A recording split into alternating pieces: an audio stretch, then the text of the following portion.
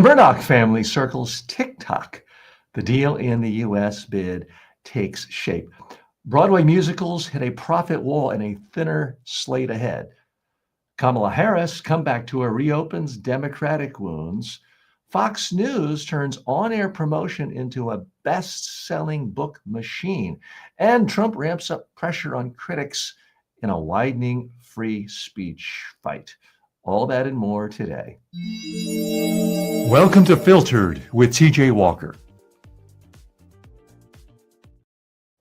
Hello and welcome. I'm TJ. Thanks so much for joining me today. Welcome to Filtered. Welcome our friends on TikTok, Facebook, YouTube, LinkedIn, Twitch, and a whole host of other platforms, especially our new listeners on podcasting platforms around the globe. So happy you've joined us here as we sort of entering our third week of this daily show. It is a daily show, and by that I mean 7 days a week.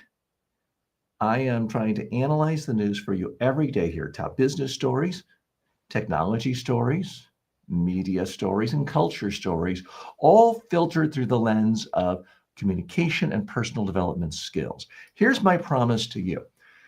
If you spend some time with me each day, you'll not only learn more about the world and important stories that could affect you, but you'll also learn how to improve yourself, how to be more successful in your professional life as well as personal life. So it's kind of a hybrid news, commentary, personal development show.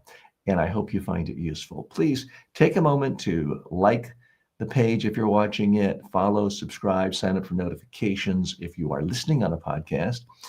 And you hear anything you like here, please subscribe or follow. Let's dive right in to the first story. According to the New York Times, Rupert Murdoch and his son Lachlan are weighing a bid to invest in TikTok's U.S. operations as Washington pressures ByteDance to divest. It would be a bold move into social media for a family that has repeatedly stumbled in the digital space. Back in 2005, Murdoch paid $580 million for MySpace, once hailed as the future of online networking. Within just a few years, Facebook eclipsed it. By 2011, Murdoch sold MySpace for only $35 million, losing more than $500 million. He later admitted, quote, "We screwed up in every possible way."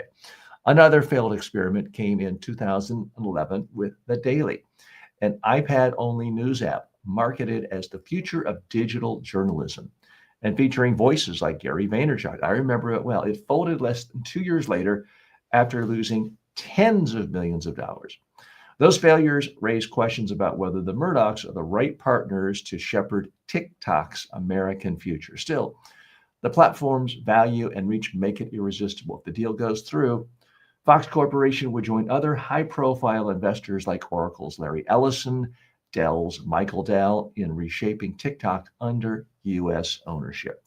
What's the real message here? If you're worried about your kids spending way too much time on a place like TikTok, this is good news for you, because when Rupert Murdoch and his family get involved in digital online communities, all of a sudden, no kid ever wants to go to it. Look at what happened to MySpace. The same could happen with TikTok. Let's dive a little deeper. Okay, I'm having a little fun at Rupert Murdoch's expense. I admit it. What the deal looks like is Michael Dell taking a piece of this pie, Larry Ellison, who, depending on the day of the week, is the richest man in the world. Andreessen Horowitz, the famed venture capital firm, taking pieces, and some relatively small piece would be controlled by Rupert Murdoch. So I don't really think that Rupert Murdoch has such a stain on his fingers that it's going to ruin TikTok, because any deal that is struck is most likely going to say, let's continue doing what they've been doing. Let's let that Chinese algorithm continue to do its magic and put stuff in front of people. So all of a sudden, former members of your family, formerly productive members of your office, who are now staring at their screen every second of the day and every night watching TikTok, they'll probably still do it because the owners of TikTok want that huge, huge audience. And those of you not familiar with it, TikTok is a little different. Now, supposedly all the social media platforms are trying to mimic TikTok now. They're getting away from sending out your content to your subscribers. And instead, they're looking at every piece of content and saying, who would find this interesting? Who's likely to watch it for more than an eighth of a second? And then they're pushing it out. So TikTok, to its credit, really took that idea and implemented it better than anyone in the history of the world. But we're now seeing YouTube doing that. We're seeing Instagram doing it. They're all trying to do that because that is the way to get in front of more people, to sell more eyeballs to more advertisers, and to make more money. Here's the really wretched thing about this TikTok deal. The United States Congress, Republicans and Democrats, got together, agreed, they passed legislation saying, we don't want the Chinese government to have this much of a direct line, basically hardwiring how Americans think, and hardwiring especially how America's youth think. We think this is dangerous. And China essentially agrees. They don't let Facebook, they don't let all of these American social media firms push whatever they want. They certainly don't let American social media firms push the idea that there should be two Chinas and that there should be independence for Taiwan. No, no, no, no. China understands firsthand that you want to control the realm of acceptable debate. So they keep all that out. Now, here in the United States, we're supposed to be in favor of free speech, but is it free if an outside, foreign, sometimes hostile, sometimes enemy government can manipulate algorithms to make you hate your own government, to not support your own government? That is certainly the fear that many politicians across the political spectrum, Republicans and Democrats alike, were worried about this, rightfully so. They passed legislation. Trump was all in favor of getting rid of TikTok back when there used to be a criticism. And the Chinese, whether you want to call it shrewd, cynical, or evil, I'll let you decide. But once Trump got back elected into office, the people at TikTok, the Chinese government, whom they report to, said, let's do a little tweak in the algorithm. From now on, we're going to push content that makes Donald Trump look good. Can you find criticism of Trump on TikTok? Sure. But they tweaked it so that a lot more pro-Trump, pro-MAGA ideas, personalities were promoted. And all of a sudden, like, Trump's thinking, wow, this is a great platform. How do we get more of this? Kick it off? No way. Let's have more of this stuff.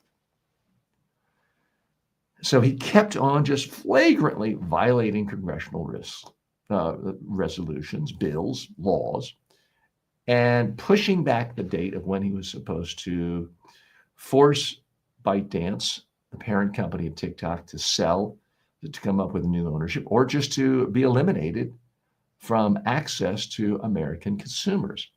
He flagrantly violated Congress's wishes, which is unconstitutional. The President of the United States is supposed to administer the laws passed by Congress. That's the form of government we have. We don't really have a form of government that says the president is kind of like a king and can take under advisement what Congress says, but really he can do whatever he wants. That's not the form of government we have. So we're not supposed to have. Unfortunately, it is the form of government we do have today. So here's the big fear. A lot of people, thoughtful observers across the political spectrum, are saying, okay, Trump's making it really easy for the Chinese to continue to control things. Yeah, you can have board seats, but if everything is still being controlled by the algorithm and the engineers of that in China, what happens if one day Trump is no longer president and they don't see him as the vehicle for bringing down America and sowing distrust and destroying our infrastructure and our economy? Because Trump seems to be doing a pretty good job of that on his own. What happens if you have a typical mainstream centrist administration, as you did 2021 to 2025, or as you did 2009 to 2017. If you have a centrist administration, then the fear is that the Chinese government essentially does what the Russian government did with RT, is they push a button and they force out a huge amplification, a sharing of any message, right or left, that attacks the administration in power. And you destroy any government's ability to mobilize public support for its initiatives. You therefore weaken America. That's the whole reason for why Congress actually passed this law, and why it's horrific that dear leader thinks he can thumb his nose at it. Now, finally, it looks like there is going to be some sale going to various Trump supporters, which is kind of how mobsters run things. It's how Putin divvied up the economy of the former Soviet Union. It's happening here. It's crony capitalism. Is that better than the Chinese running it? Maybe, maybe not. We'll see. More in a moment after this commercial word. Filtered is brought to you by the following. Get the deeper takes I don't post anywhere else. Subscribe now at substack.com/@TJWalkerSuccess and stay in the loop.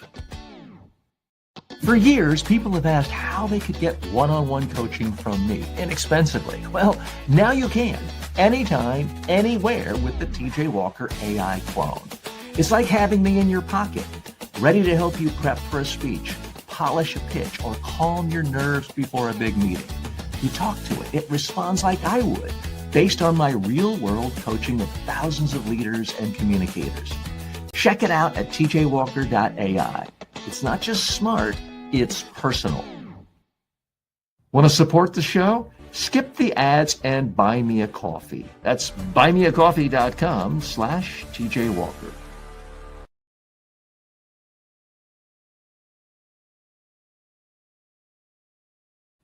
Hi, and welcome back to Filtered. I'm your host, TJ Walker. Musical theater, long the bread and butter of Broadway, is struggling. None of the 18 commercial musicals that opened on Broadway last season has made a profit yet. Some still could, but several have been spectacular flameouts. The new musicals Tammy Faye, Boop, and Smash each cost at least $20 million to bring to the stage, and each was gone less than 4 months after opening. All three lost their entire investments. Lavish revivals of much-loved classics are also fizzling.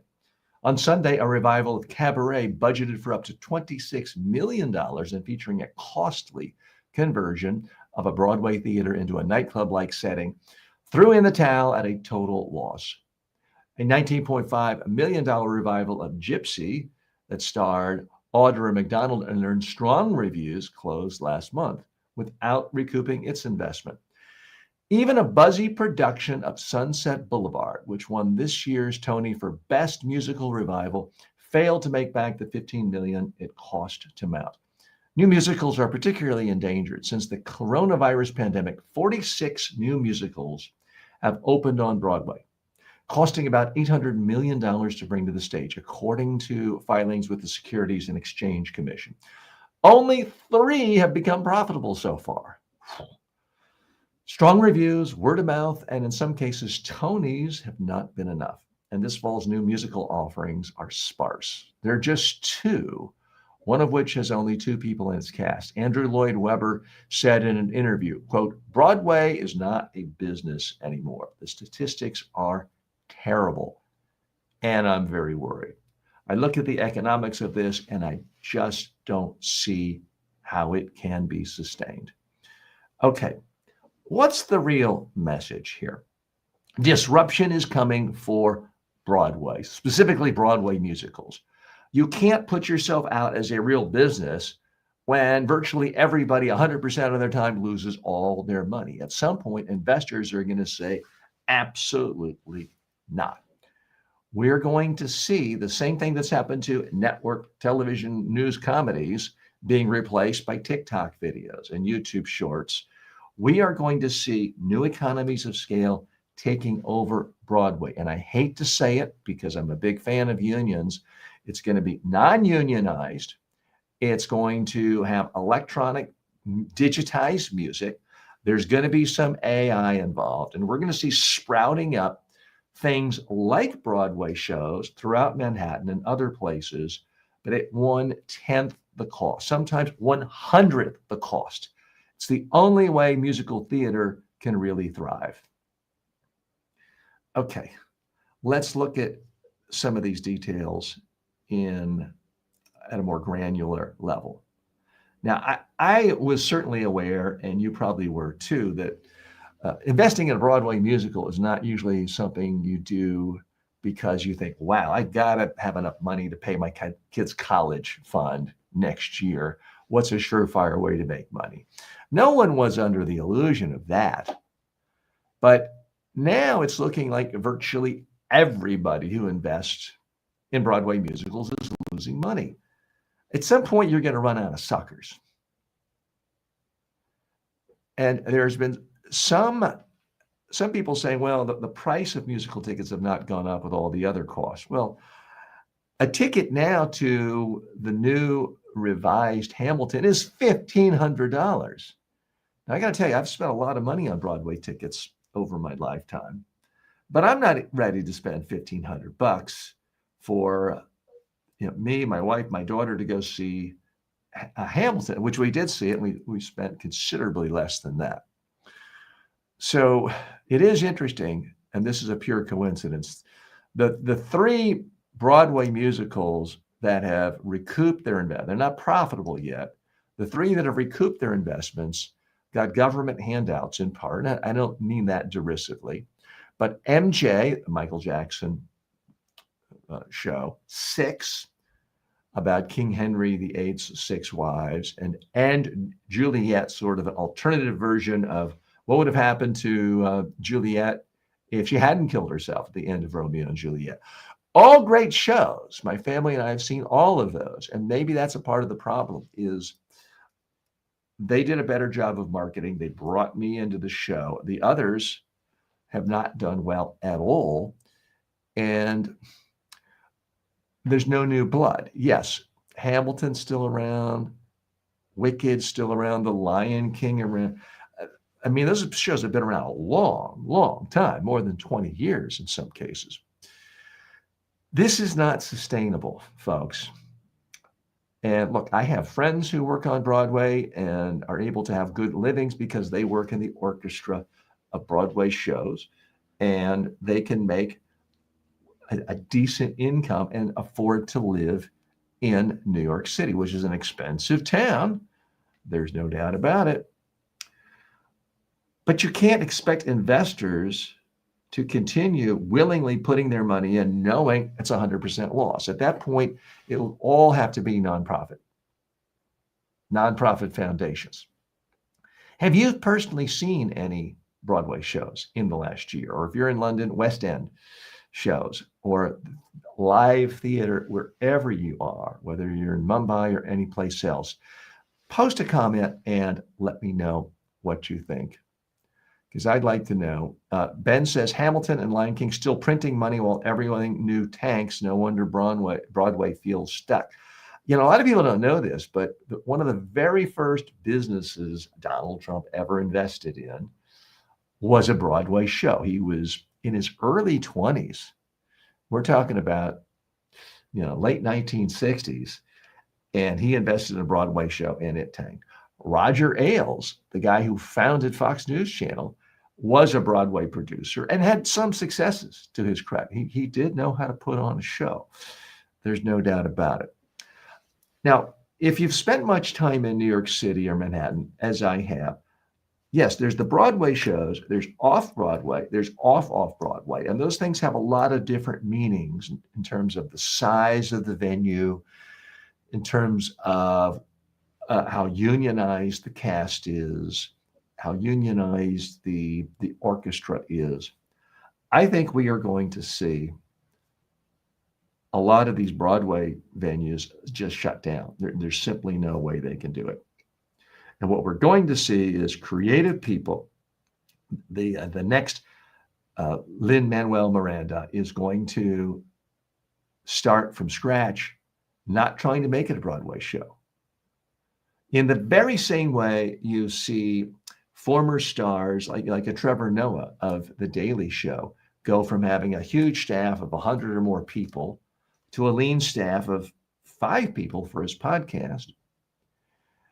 You're going to see the same thing happen with Broadway shows. You're going to see a cast go from 20 or 25 or 30 sometimes down to a cast of maybe 3 plus more one man, one woman shows.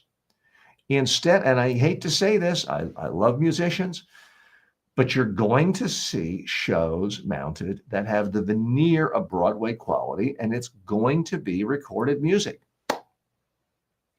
And you are going to see people build sets where it's the producer and maybe the star, and it's not going to be unionized staff.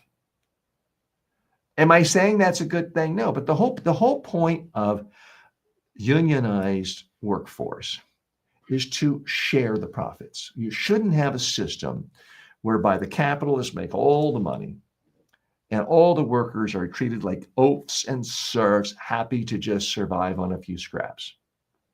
But now we've flipped things. There are a lot of professionals, set designers, costumers, actors, who do make 6 figures a year, which is not a lot of money in New York City, let's be clear. And meanwhile, the investors who wrote checks for millions of dollars get nothing. That doesn't make sense. Now, I do think there's a possibility for some enlightened real estate executives in New York, service providers, unionized professionals who work on Broadway to look at this in a new way and say, look, let's have a profit sharing aspect of this. Let's get the upfront cost as low as possible. Let's get this show up and running.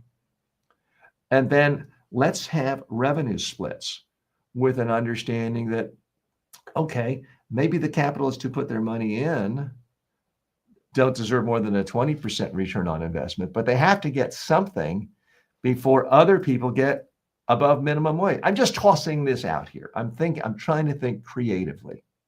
I don't have the answers. I'm not a Broadway star. I'm simply a fan. I like to go see Broadway shows. I like to go see off-Broadway, off-Broadway comedy. I like the creative atmosphere of real people, not here just on a screen, although I'm happy you're here with me on a screen. I like it when I see real people trying to create in real time in front of people and show their craft. And this is just not sustainable. In the same way, you don't see people just starting new small town newspapers anymore or mid-sized town. You don't see an investor saying, you know what? I like Durham, North Carolina. I'm going to start a new daily newspaper in Durham, North Carolina. Never mind the fact that nobody started a daily newspaper in a mid-sized town in 50 years without going bankrupt. I'm going to do it. No, you don't see that.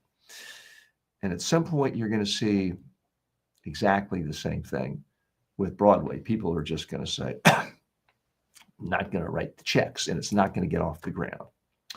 Let's a few more sunsets. Sunset Boulevard revival, great praise, won a Tony, failed.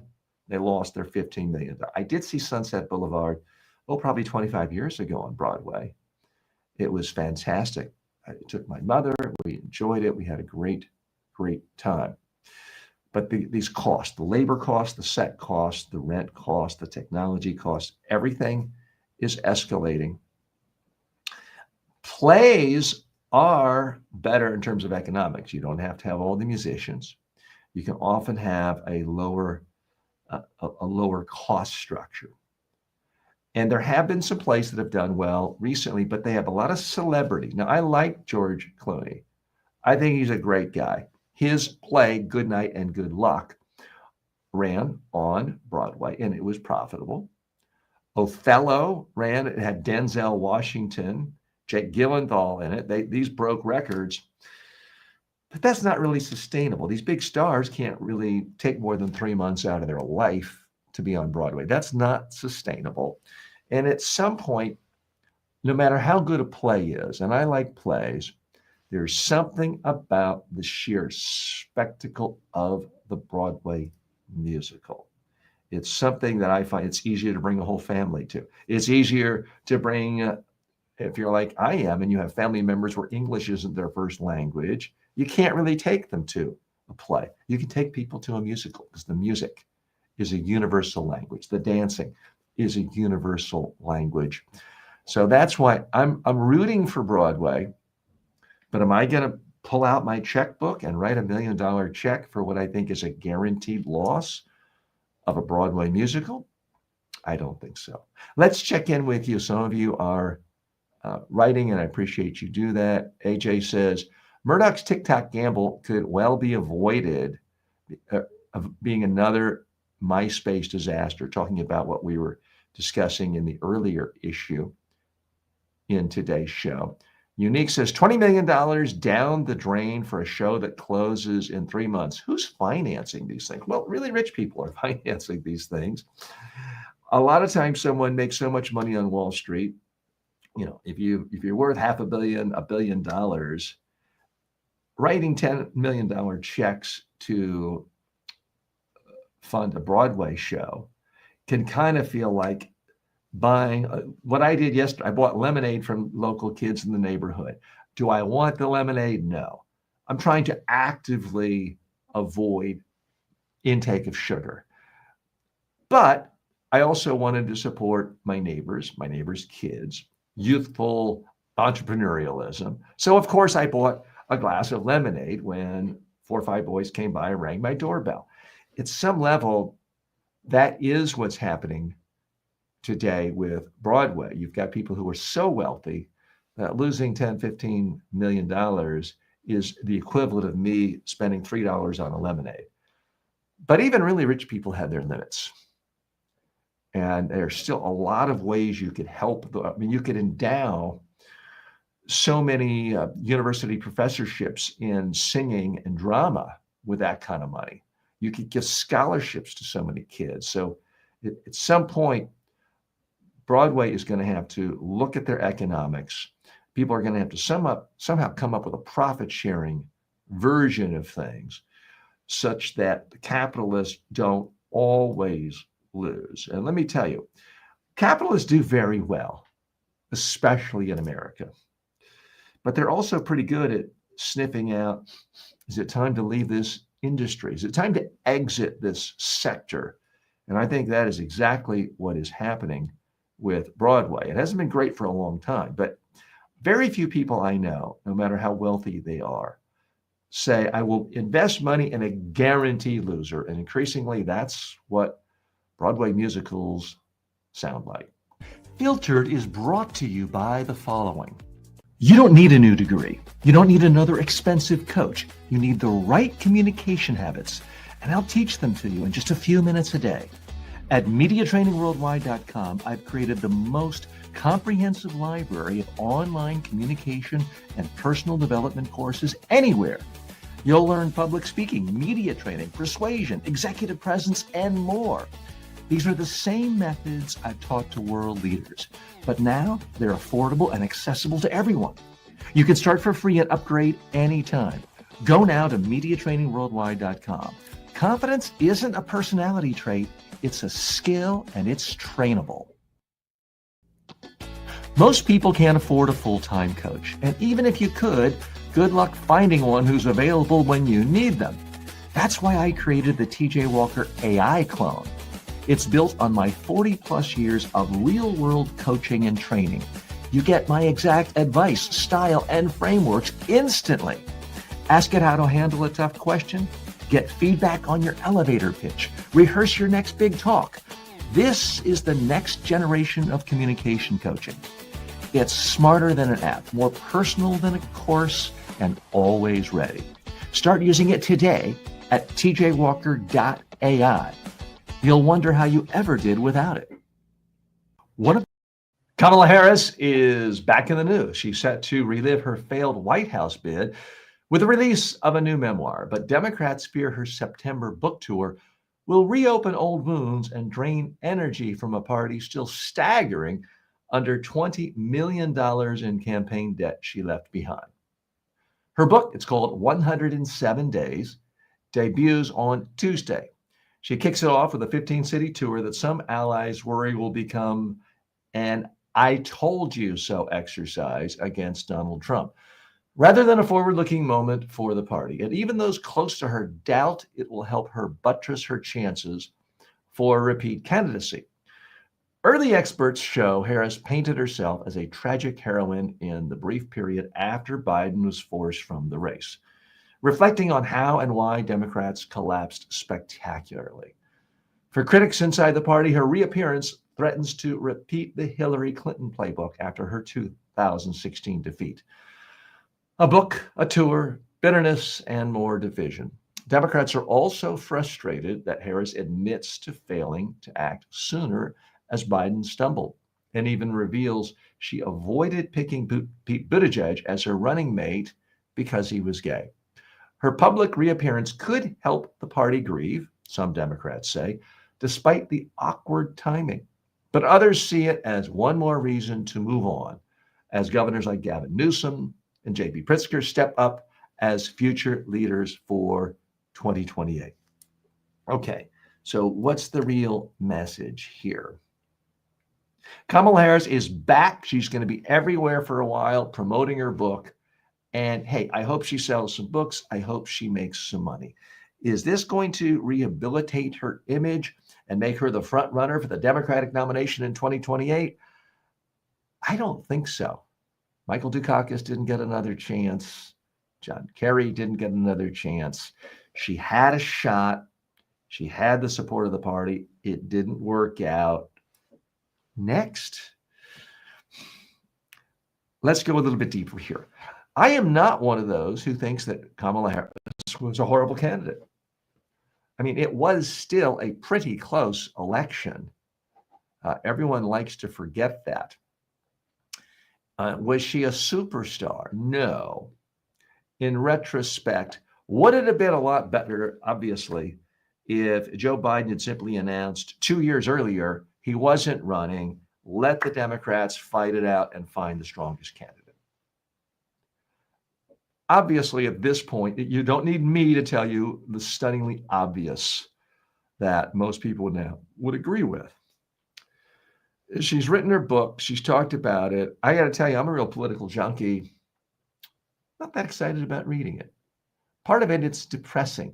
For those of us who are centrist and who fear the right-wing capture of America, the disintegration of the fundamental pillars of democracy, it was very painful to live through last year, much less having to live through it again by looking at the book. So I, for one, won't be buying it. But I have to tell you, I'm long past the time when I buy a lot of campaign memoirs. Now, when I was younger and growing up, The Boys in the Bus, and there were a lot of great books about campaigns. And they were helpful in part because there wasn't cable TV news. You couldn't consume nonstop punditry and political insights the way you can today. But still, these books do sell. There's no doubt about it. And these books can help candidates. Here's the problem for Kamala Harris.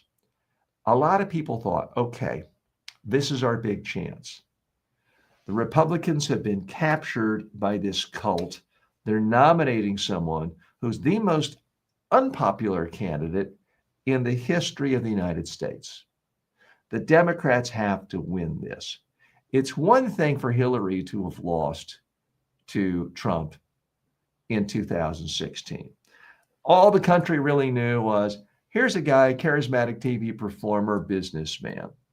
Okay, a lot of people didn't know much about him. But in 2024, everybody knew what Donald Trump was about. His negatives were sky high. And so the Democrats were thinking, okay, we don't really want Biden. Wish he'd gotten out earlier. But now we have someone who's young, who's articulate, who's good looking. This is going to be a slam dunk. And no, it didn't turn out that way at all. At all. So I don't know whether Trump is running again, or even if we have an election. I think a lot of people who liked Kamala Harris, certainly all the people who voted for her, who like her, are still going to be thinking, again, if we even have a Democratic primary, if the Democratic Party has not been outlawed by 2028, which is not a sure thing, but if we have an actual primary, I don't think there's much demand for people saying, if Kamala Harris had just had more time, if she just had more money, she would have won. Because let's assume for a moment that our entire democracy has not collapsed, that Trump is either gone from the stage for one reason or another, or accepts reality that the Constitution prevents him from running for a third term, and the Republicans have some kind of an open forum and a free-for-all, and maybe you have Marco Rubio, maybe you have J.D. Vance, maybe you have Tucker Carlson. They get in, they slug it out, and it's a new face. Maybe it's Donald Trump Jr., who knows? But it's a new face. Whoever that new face is, it's highly unlikely that that person's negatives, the people who say this person is a horrible person and is likely to destroy the country, it's highly unlikely that person is going to have negatives anywhere near as high as Donald Trump's negatives right now.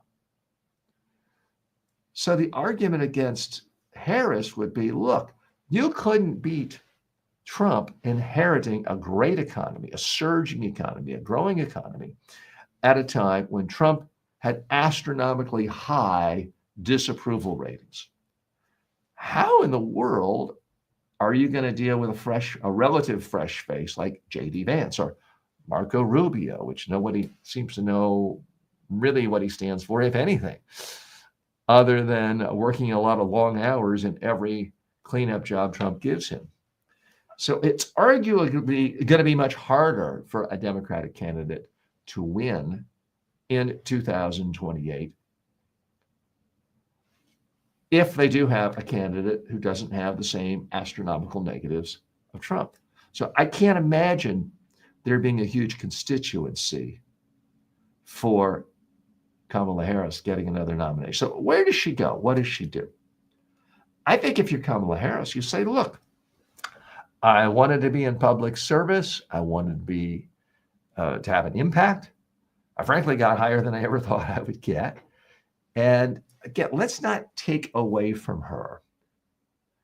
You know, saying she's not a great politician is like saying someone who won the Heisman Trophy in college but flamed out their first year or two in professional sports wasn't a good football player. Happens all the time. Think of one of the best collegiate basketball players that ever went to your college or a college you like the most. Someone who just seemed like they just dominated. They got all-American status. They got to the pros, didn't work out. Sometimes it just happens. Kamala Harris was the equivalent of a collegiate all-American in her state of California. Now, remember, California is not any state. It's the largest state in the country. Its economy is bigger than all but about 4 or 5 countries in the entire world. So there's tremendous competition to get into anything and to get elected to anything. And she had a series of elected posts where through her talent, her charm, her intelligence, her political savvy, she was able to work her way up the political ladder of California. And guess what? That takes a tremendous amount of skill and savvy and intelligence. You do not get to be a senator from California without having world-class political skill. It's one thing to be a senator from Wyoming. There's only 500,000, 400,000 people there. So you probably know anyone who could ever run for office because they were in your high school student government. It's such a small state. California, with tens and tens and tens of millions of voters, the competition is fierce. And she did well there. She won there. And it's true. When she ran for president in 2020, campaign wasn't very impressive. She dropped out early. It just didn't take off. But you know what? As much fun as it is to laugh at Joe Biden, I well remember when he ran in 1987, 88, very unsuccessfully, didn't work out. I remember when he ran unsuccessfully in 2008, didn't work out, and yet he ended up president. Ronald Reagan flirted with the idea of running in 68, didn't quite pull the trigger, but a lot of things were in motion. Didn't happen. Ran in 76, didn't win. 80, won big time. 84, won big time. So you can't necessarily scratch someone off just because they've lost. Here's the difference, though, between Kamala Harris, Donald Trump, and Ronald Reagan. The two gentlemen, and I'm using that term, and I do think Ronald Reagan was a gentleman. The two men in this particular case had clear-cut, unique ideological agendas, frameworks, perspectives, and a brand image. They had a reliable lane within their party. Trump, you could say, was really the only one in that lane.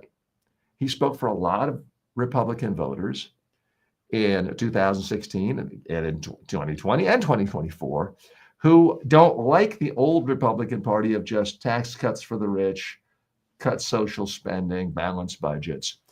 Trump had a very distinct lane. Ronald Reagan positioned himself as the most viable conservative voice in American politics and is a great communicator. Kamala Harris doesn't have a specific lane. She ran sort of more on the left when she ran for president. Then she adopted the Biden platform as vice president and then ran as more or less a centrist in 2024. So she doesn't have any kind of distinct brand, therefore no extremely loyal base within the party. So my prediction for her, she and her team will take polls. They're going to say, this isn't going anywhere. And it's going to be a whole lot of travel and begging people on the phones for money and a lot of unfun stuff. And, traveling to Iowa, staying in Holiday Inns. There's another potential future for Kamala Harris. And it frankly looks more like Michelle Obama. And I'm not saying that because they're both Black women. I'm saying because they're both famous and have goodwill with a lot of people. I think Kamala Harris's future is going to look more like Barack Obama's future. And that is high-paid speaking gigs, highly paid book deals, maybe her own TV show on Netflix, a podcast that's highly, highly lucrative. Because while I don't think Kamala Harris has a great political future in elective office, and she did sort of famously take herself out of running as a potential governor of California, I do think as a brand, she has a lot of fans and a lot of supporters and a lot of people who admire her. And I could easily see her putting together a multimedia conglomerate in the way a lot of politicians and former politicians do. And Prince Harry does this. If you have some level of fame, and it's not because you were a criminal, you can just monetize it in a lot of ways. And I think you're going to see her more books, podcasts, Netflix shows, speaking gigs, and having the time of her life, enjoying herself, and keeping her hand in politics, but not running for office. She had a great run. It didn't get to the absolute top. But I mean, do you consider yourself a failure if you're a professional baseball player your whole career and you win the pennant several times? You come in second place, third place several times. You have some records, but you don't quite win the World Series. Do you consider yourself a failure? I don't think so. And I realize this, what I'm saying is probably going to alienate me from everyone. Because some of you think, how dare he say something good about the former Democratic nominee? And others of you are upset because I'm not saying, of course, she should run again and be the front runner. It's her turn. I'm calling it like it is. That's what I perceive it. Objective, based on my own sense of reality, with the understanding that nobody's 100% objective. What we try to do here on this show is analyze the top news stories of the day, filtered through the lens of communication skills and personal development skills. So the real lesson here, I think Kamala Harris is a good communicator. I don't think she's a world-class communicator in the sense of Bill Clinton in his heyday, Obama within his context of his heyday. And in the modern world, the skill set is different. It's more about being more like Donald Trump. Yes, I said that. And like Zoran Mondani, people who really understand how to capture attention in social media, say interesting, provocative things, not daily, but hourly. That is the new skill set. More in a moment after these commercial words. Imagine having a communication coach who never sleeps. Meet your new secret weapon, the TJ Walker AI clone. Go to tjwalker.ai and start getting custom coaching 24/7. No scheduling, no hourly fees. I train presidents, prime ministers, and Fortune 500 CEOs. But the same exact communication I've delivered to world leaders is now available to you online, anytime at MediaTrainingWorldwide.com. Whether you're speaking on camera, pitching a client, or handling a crisis, you need these tools. These aren't fluffy motivational videos.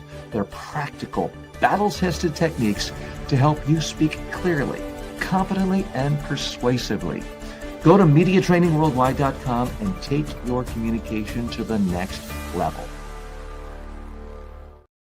Welcome back to Filtered. I'm TJ Walker, and this is the show where we look at the top business news, technology news, culture news of the day, and filter it through the lens of communication and personal development skills. One of this fall's breakout debut novelists isn't a romance writer or a recent graduate from the prestigious MFA program. It's Trey Gowdy, a former Republican congressman and current Fox News host, whose crime novel, The Color of Death, debuted at number 2 on the New York Times bestseller list. And no, I didn't read it. Gowdy says he can't take too much credit for the book's success. That's the work of his publisher, Fox News Books. The imprint has found tremendous success capitalizing on the popularity of Fox personalities and the loyalty of its viewers.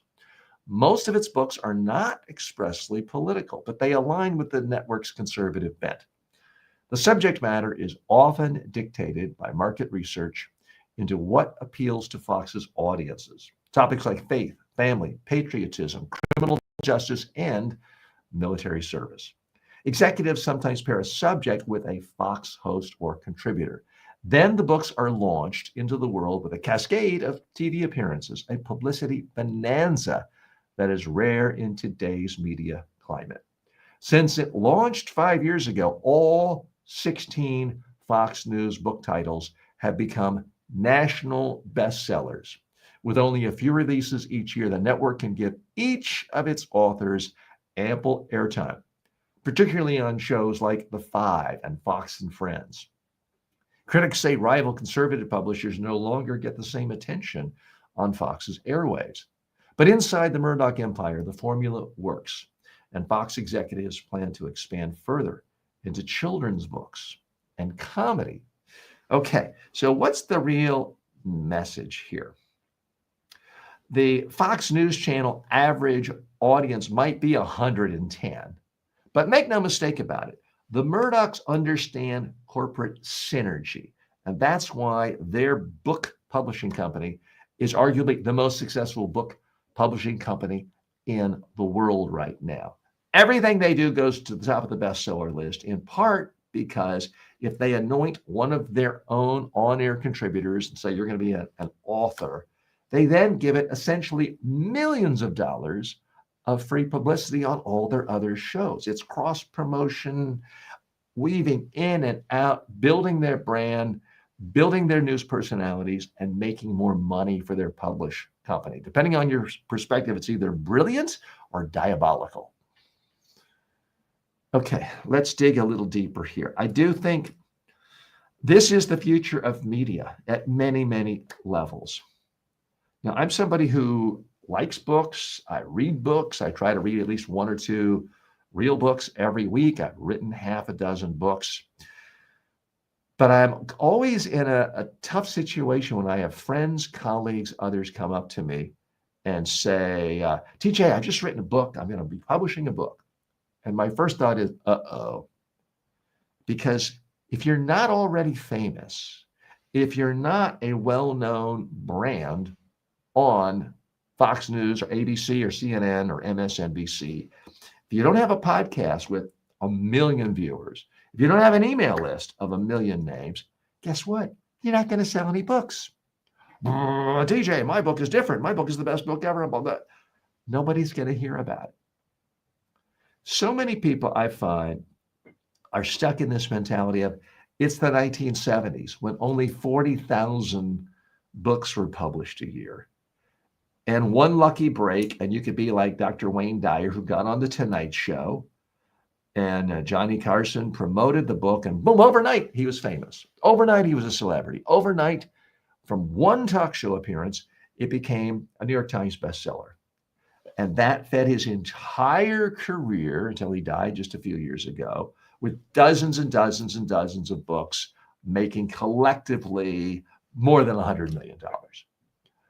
That's still the model so many people have about publishing. It's broken. It doesn't work anymore. If you want to sell a book, you've got to find a platform. Now, really smart, savvy internet influencers, podcasters know that, and they do that. And they build a list. Someone like Scott Galloway knows, and his publishers know, the next book he publishes, even if it's blank pages, it's going to be a New York Times bestseller because he's in front of book buyers every single day in his podcast. Same with Tucker Carlson. Same with Mark Levin. It's not about ideology. It's about how do you get attention for people.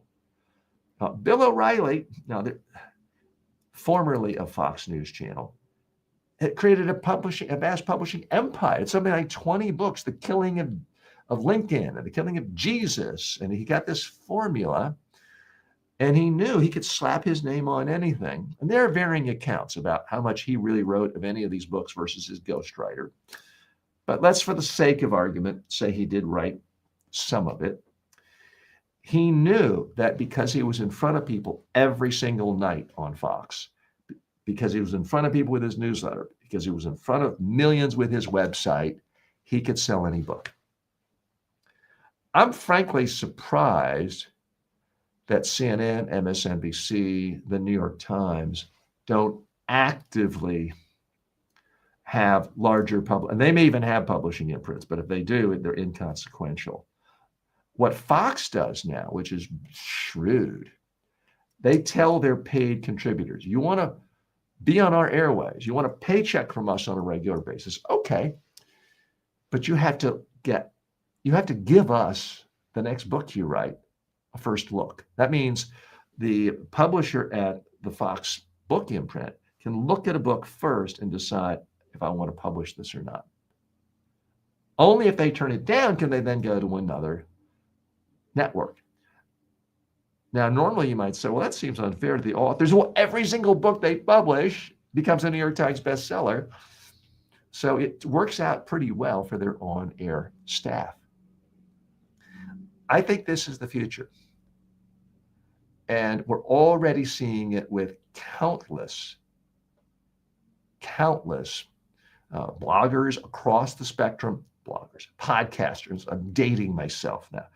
But you can look across the spectrum. On the right side, whether it is Mark Levin, Sean Hannity, certainly Rush Limbaugh made a fortune from his books, the way things ought to be, I believe was one of his titles, and I did read his books.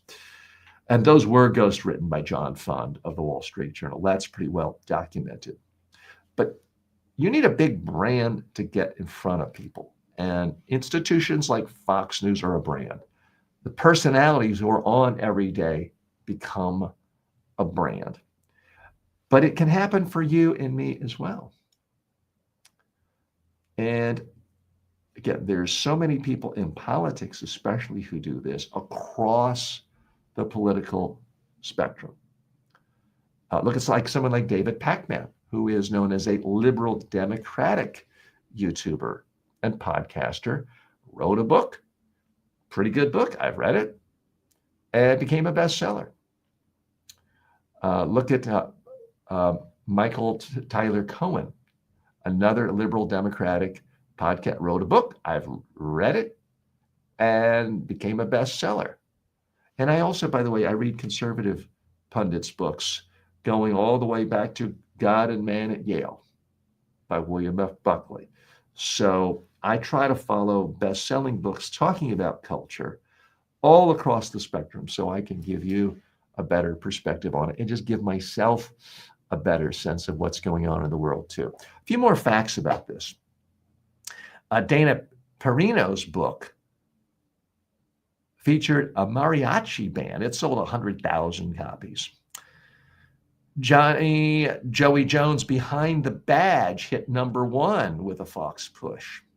Shannon Bream's Women of the Bible Speak became a franchise. Now, HarperCollins is also owned by News Corp, so it's all a part of the same family. And they are doing the distribution. HarperCollins, of course, a famed book publishing company that has connections with everyone in the world. But here's the thing: a lot of other conservative publishers are not happy about this. The Regnerys of the world are like, we used to be able to get all our people on Fox and Friends, and now we can't. I can tell you, I've heard from many talk show producers over the last decade who say, we don't want authors. If it's not somebody really famous, nobody cares. So if you want to sell your book, here's my communication skills advice to you and my personal development advice to you. If you want to write a book and sell a book, don't do it until you have built a community and an audience. And that these days probably means you need to start a daily or a weekly YouTube channel. You need to start a podcast. You need to start a newsletter. You need to start gathering email lists. You need to figure out how can your ideas and your face and your name, regardless of whether you have a big ego or not, get in front of 1 million or more people a month. Sadly, I think that's the only way to sell books. Or, yeah, there's always going to be someone who's going to win the lottery. Somebody is just going to be a hermit, write a perfect novel, mail it off. It somehow gets accepted, somehow gets great reviews. But that's like saying, I'm not going to plan for my financial future. I'm not going to save any money. I'm just going to buy a lottery ticket. Lottery ticket is not a safe, conservative, guaranteed way of generating wealth for your long term. And simply focusing on writing a book isn't either. You need a platform. Now, you don't have to use a ghostwriter like a lot of these people I'm talking about do. You can write your own book, but you need to first communicate with people in a way that's easier than buying a book. Buying a book is a big commitment. You got to pull out money, pull out your credit card, sit for 2, 3, 4, 5 hours with someone's ideas, and you don't know them yet. It's kind of like asking people to get married on the first date. It's much easier to ask someone to maybe watch a TikTok video of yours, or a Facebook video, or a longer form YouTube video. It's a lot easier to get them to maybe listen to your podcast for 6 months. And then you can go steady and they can buy a book of yours. I want you to think of it that way, not as some big, horrible travesty of the modern world. More in a moment. We'll be right back after this break. Want more? Grab my 5-book success library for $9.95 at tjwalker.com/books. It's the fastest way to level up your communication. Imagine being the most confident person in the room, whether you're on Zoom or on stage. That's what thousands of professionals are learning to do right now through my online communication courses. At Media Training Worldwide, you can access my complete training library on demand, affordable, and actually effective. Whether you're preparing for media interviews, client presentations, or TED-style talks, I've got you covered. Check it out, MediaTrainingWorldwide.com. You'll never wing it again. Welcome back to Filtered. I'm TJ Walker, your host. Thanks for spending time with me today. Issue 5, Trump and free speech. As President Trump threatens a wide-ranging crackdown on mainstream media institutions and political opponents, his aides and allies have cast the administration's moves as critical to staunching misinformation and hate speech that could lead to political violence. But Trump himself has repeatedly made clear in recent days that he has a different goal. For him, it's not about hate speech, but about speech that he hates, namely speech that is critical of him, any criticism of him and his administration. He's suggested that a clutch of protesters who yelled at him in a restaurant be prosecuted under mob laws. He demanded that multiple late-night comics who mocked him be taken off air. He threatened to shutter television broadcasters that he deemed unfair. He sued the New York Times for allegedly damaging his reputation. And that was just last week. When threatening government action against those who anger him, Trump has been strikingly transparent. He talks regularly about how journalists, commentators, and political actors should not be allowed to be so harsh toward him. Having installed a partisan ally to run the FBI, he muses openly about which critics he would like to see investigated. The tension peaked after ABC suspended Jimmy Kimmel under FCC pressure for comments about Republicans' response to the Charlie Kirk assassination. Trump celebrated the move and demanded that NBC do the same with Jimmy Fallon and Seth Meyers. Historians note past presidents clashed with the press, but usually in wartime or national crisis. Trump's actions stand out for happening in peacetime and for being driven by personal grievance. Okay, so what's the real message here? America, you are no more. The idea that this administration is against hate speech is laughable. That's the only way they ever got into office, was pouring jet fuel on hate speech. What Trump and his minions are really after, what they really hate, is any criticism of Donald Trump and his administration. And if you criticize them, they're coming after you. I better make a run for it right now myself. Okay, let's dig a little bit deeper here. This is troubling at so many levels. For what Trump did earlier this week, basically berating his own attorney general for not prosecuting his enemies. He's basically saying, I'm a mobster, you're my henchman. If I tell you to make Joey Fat Pants disappear in the marshes on the way to the Newark airport and not have any signs of it, I expect it to happen. That's essentially what he's saying. And it is utterly appalling. It's utterly American. It's happening at so many levels. The Pentagon is restricting press access. Military reporters are warned any criticism, you're going to lose your credentials. Here's the part that is particularly scary and horrific. Right now, arguably, the leading Democratic candidate for president in 2028 is the incumbent governor of California, Gavin Newsom. So Gavin Newsom the other day sent out a message on social media that Kristi Noem is going to have a bad day. Now that you could say, well, A, Anybody can have a bad day. Everybody has bad days occasionally. He's probably referring to a political decision, legal decision that won't go her way. That was enough to warrant the Trump administration saying we are officially going to investigate him as a threat to our high officials. Yeah, they're equating that with making an active death threat. And again, I oppose death threats. I don't make them here. I abhor anyone who does across the political spectrum. And yes, there are limits to free speech. If you make an active death threat against a government official, that deserves investigation and merit. But you know what doesn't merit investigation? Criticism, complaining, whining, i.e., what Donald Trump does about 98% of every waking moment. Whining, complaining, talking about what a victim he is all the time.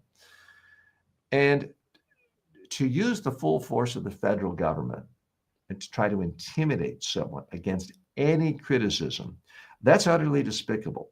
There's no two ways around it. That is a pure taking a play from the dictator's handbook.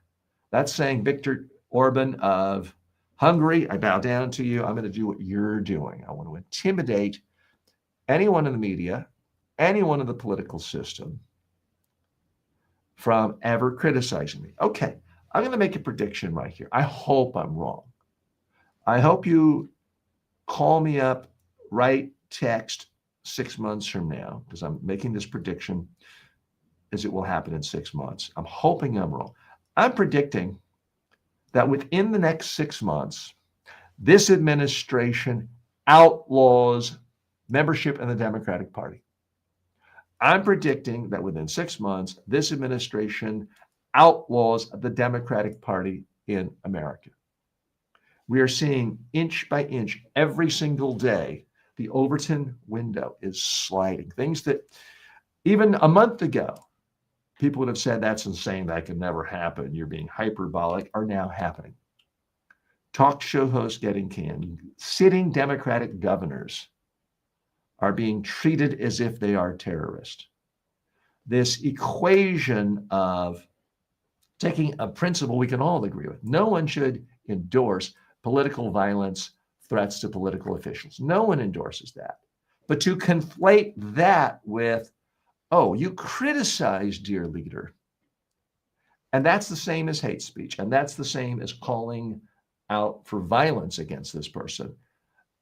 That's a whole lot of connections that no sane person who has a functioning brain could ever buy into. But sadly, that is where we are in America today, where any criticism is considered of one side. Any criticism of dear leader is now considered hate speech. It's now considered dangerous. It's now considered a threat. Therefore, we have to come get you and investigate you. Doesn't matter who you are, how respected you are. Doesn't matter if you're James Comey, the former head of the FBI. Any innocuous comment. It doesn't matter how boring, how trite, how banal that comment is. We're now going to have a whole series of censors working in the Department of Justice and elsewhere, looking at things with a microscope, looking at every word, saying, wow, is there even one comma in the sentence from that Democrat or that moderate or that centrist that we could possibly construe as negative, that might hurt our feelings, that doesn't make us look good? Boom, we got him. Now we're going to target this person. We're going to attack this person. We're going to throw the Department of Justice at this person. And I really don't think we're that far away from just imprisonment of comedians, journalists, Democratic officials, elected officials. That's the next step. We've gone down so many steps in the last 10 months. That's the next logical step. And I don't mean logical in that it should happen, but if you follow the strain of thought coming from this administration, and you see how they work themselves into hysteria as they did in this mass mob rally over the weekend, it's the next logical step for them. So be ready. I hope I'm wrong. I really hope you call me out. Steve J, weren't you silly way back in September of 2025 to say the Democratic Party would be outlawed by the current administration? Well, that was silly. The Democrats ran a good campaign. They took back the Congress in 2026, and there was a free and fair election in 2028 where Trump didn't run. And TJ, you were silly. I hope that's what you're able to say to me. I hope I can say, you got me. Boy, was I wrong. I was way off. I'm hoping that's what I have to say. Hey, I want to thank you so much for joining me today. We're a little bit over time, but there's a couple of grab bag issues I did want to bring up to you. Senator Rand Paul blasted the FCC chair, Brendan Carr, for threatening ABC over Jimmy Kimmel's comments, calling the move absolutely inappropriate. Paul said networks can fire unpopular hosts, but the government has no business getting involved. Rand Paul, he's a quirky guy. There's no doubt about it.